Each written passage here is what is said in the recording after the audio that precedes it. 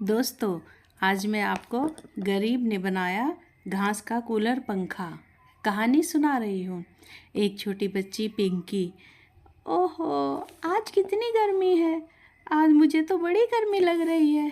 अरे दादी, माँ, आप लोगों को गर्मी नहीं लग रही क्या, जो आप यहाँ बरामदे में बैठे हो? मुझसे तो यहाँ बैठा नहीं जा रहा, पसीने आ रहे हैं। माँ, मुझे आइसक्रीम खानी है या फिर बहुत ठंडा पानी पीना है। उसकी दादी सुरेखा। अरे बेटी, अंदर जा और वहाँ पर पानी से भरा मटका रखा है, उसमें ठंडा पानी हो रहा है। जा मटके से लेकर पी ले, और हाँ, थोड़े से पानी से मुंह भी धो लियो तो तुझे गर्मी से राहत मिलेगी। छोटी बच्ची पिंकी कहती है, अरे दादी, ये सब मैंने करके देख लिया है पर कोई फ़र्क नहीं पड़ा।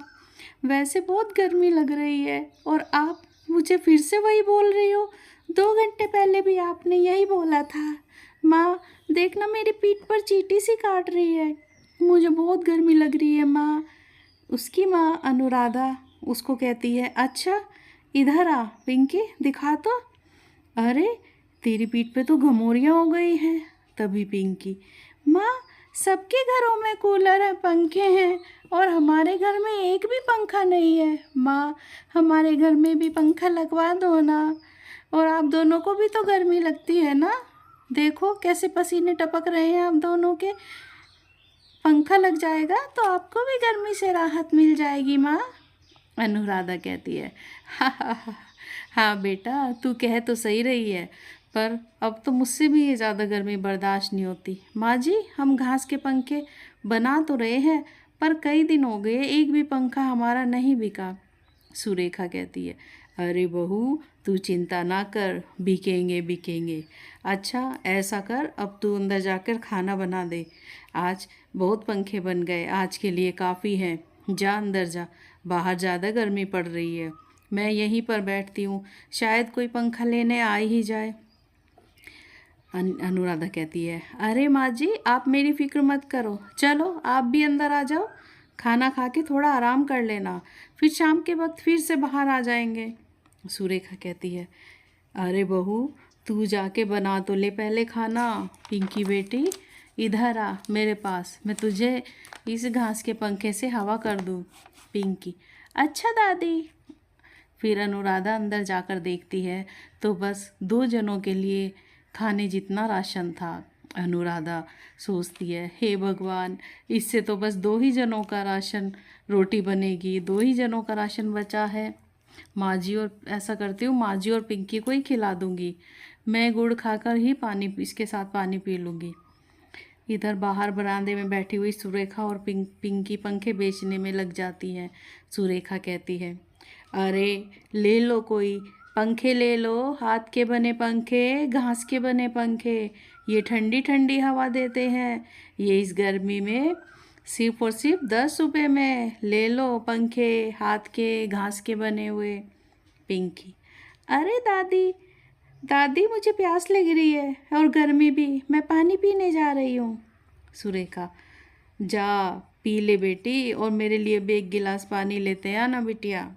फिर पिंकी ने अंदर जाकर पानी पिया और अपनी दादी के लिए भी 1 गिलास पानी ले आई। सुरेखा कहती है, अरे वाह, मेरी बच्ची तो बड़ी समझदार हो गई है। पिंकी, हाँ दादी, समझदार तो मैं हूँ ही। अच्छा एक पंखा दो, अब आप बैठो, मैं आपको हवा करूँगी। देखो कैसे पसीने टपक रहे हैं आपके। फिर पिंकी ने अपनी दादी को हाथ से बने घास के पंखे से हवा की। दादी को उससे थोड़ी सी राहत तो मिली। सुरेखा, अरे वाह बिटिया, जीती रहो, चल अब तू मुझे दे, अब मेरी बारी है, तू बैठ यहाँ। तभी अनुराधा खाना लिए बाहर आती है। ये लो माँ जी और पिंकी, तुम दोनों खाना खा लो, मैंने तो खा लिया है, मेरा पेट भरा है। सुरेखा, सच सच कह रही हो ना बहू, तूने सच में खाना खा लिया ना? अनुराधा, हाँ हाँ माँ जी, सच्ची मैंने खा लिया है। सुरेखा कहती है, अच्छा अब तू आराम कर ले, मैं तो खाना खा के थोड़ा बाहर की तरफ जाऊंगी पंखे बेचने। फिर सुरेखा उन पंखों को एक टोकरी में भरकर बाहर रोड पे की तरफ बेचने चल दी। सुरेखा बोलती है, अरे ये क्या, यहाँ पर तो बस इक्का दुक्का ही लोग दिख रहे हैं। हे भगवान, आज तो कुछ पंखे बिकवा दो ताकि आज रात का खाना बन सके।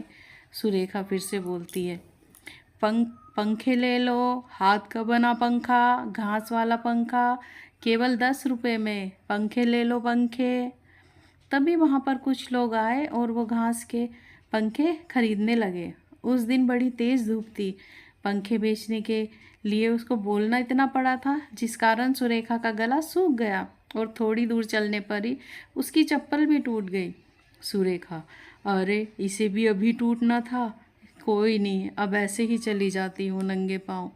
अरे ज़मीन तो बड़ी गर्म लग रही है, पैर रखा ही नहीं जा रहा, पर चलना तो पड़ेगा ही। चलती हूँ, पैर जल भी रहे हैं, पर फिर भी वो चलती रही। उसके पैरों में गरम गरम सड़क पर चलकर काफ़ी छाले पड़ गए थे। पंखे से मिले पैसों से सुरेखा ने थोड़े चावल, थोड़ी दाल और थोड़ा सा आटा खरीद लिया। घर पर आकर उसने पहले मेहंदी के पत्ते तोड़े, उनको पीसा और अपने पैरों पर लगाया। तभी अनुराधा आती है। अरे माँ जी, ये क्या, आपके पैरों में ये छाले कैसे पड़ गए? सुरेखा कहती है, अरे कुछ नहीं बहू, बस वो मेरी चप्पल टूट गई थी, फिर मैं नंगे पैर ही आ गई। और तू तो देख रही है ना, आज धूप कैसे तपती हुई पड़ रही है। बस मैं धूप में ही चल के आई तो मेरे पैरों में छाले पड़ गए। अरे कोई नहीं, फिक्र मत कर, मैं अभी ये मेहंदी के पत्तों का लेप लगा लूँगी तो सही हो जाएगा। अनुराधा कहती है, कहाँ आप ठीक हो माँ जी, अब से आप कहीं नहीं जाओगी इतनी तेज़ धूप में और गर्मी में। अब ये दाल आटा चावल कहाँ से आ गए? सुरेखा, अरे वो यहाँ बैठे बैठे तो एक भी पंखा नहीं बिक रहा था, तो मैं बाहर की रोड पर पंखे बेचने चली गई।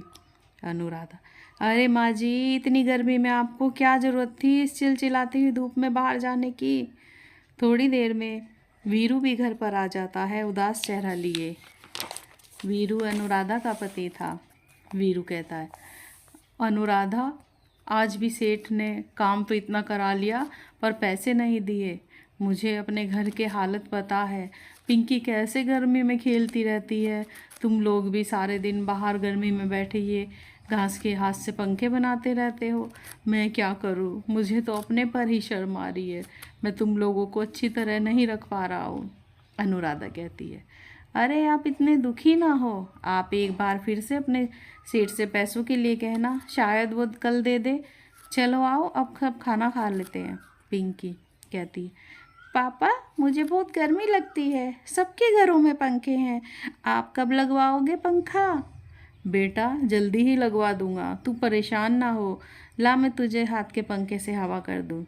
तभी उनके दरवाजे पर एक साधु बाबा आकर खाना मांगते हैं। ओम नमः शिवाय, ओम नमः शिवाय।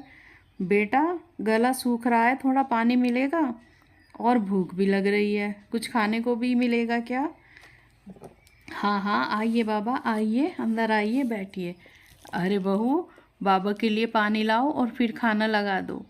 वो लोग उस साधु को भरपेट भोजन कराते हैं और सुरेखा अपने हाथ के पंखे से साधु को हवा करती रहती है। अब साधु ने खाना खा लिया था, पर खाना उनका ख़त्म हो गया था। बाबा और कुछ चाहिए आपको?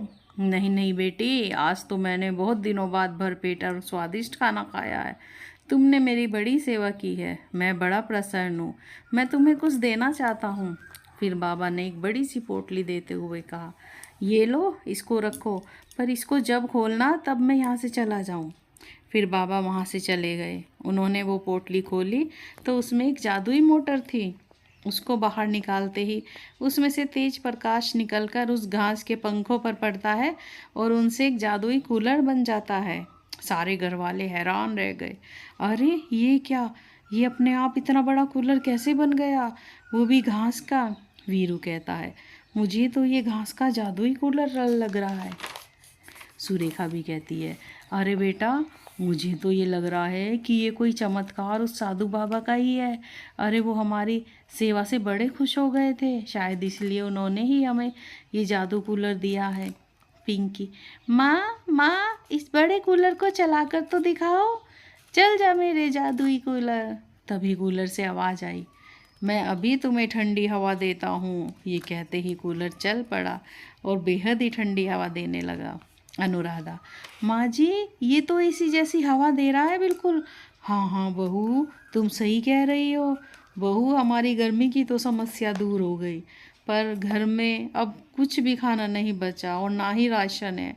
अब हम खाएंगे क्या?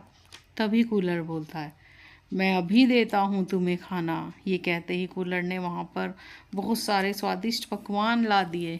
पिंकी, अरे वाह, इतना सारा खाना! मैंने तो ऐसा खाना कभी देखा तक नहीं। इतनी सारी मिठाइयाँ!